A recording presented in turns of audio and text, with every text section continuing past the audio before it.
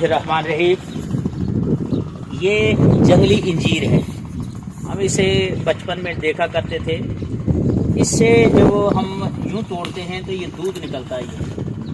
یہ اب یہ جو دودھ ہے آپ اسے ایسے لگا لیں، ایسے یہ اب اس پہ آپ کوئی بھی دودھ ڈالیں گے، بالخصوص بکری کا دودھ، تو جتنا اس پہ آ جائے گا یہ دودھ اس کو پنیر میں تبدیل کر دے گا، پانی ختم کر دے گا، اور صرف جو پنیر ہے یا اس کا جو ٹھوس مواد ہے وہ اور پانی بہہ جائے گا۔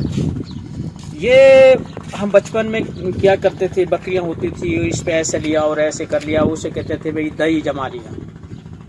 تو جب میں نے پچھلے دنوں میں ایک عربی کتاب کا ترجمہ کیا، طب کی، تو اس میں نے اکثر دیکھا کہ حکیم صاحب جو ہیں وہ اس کی ریکمنڈیشن کر رہے ہیں، اسے تجویز کر رہے ہیں مریضوں کے لیے کہ جب آپ فلاں مرض کا علاج کریں تو اس کے لیے انجیر کا دودھ سے بنا ہوا دہی استعمال کریں۔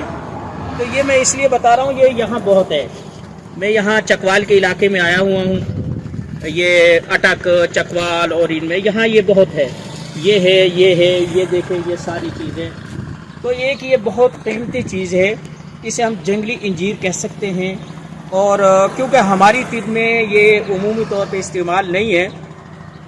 باقی جو اس کے فوائد ہیں طبی لحاظ سے میں ویڈیو کے آخر میں انہیں دے دوں گا آپ، اور حوالے بھی دے دوں گا۔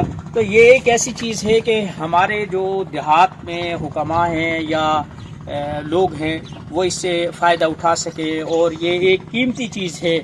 اس کے پھل ابھی تو خیر نہیں لگ رہے، لیکن جب پھل لگتے ہیں تو اتنے وہ گولے ہوتی ہیں، جیسے بوڑ کی ہوتی ہیں یا انجیر ہوتی ہے، ایسی ہوتی ہے، لیکن اس کی چھوٹی ہوتی ہے۔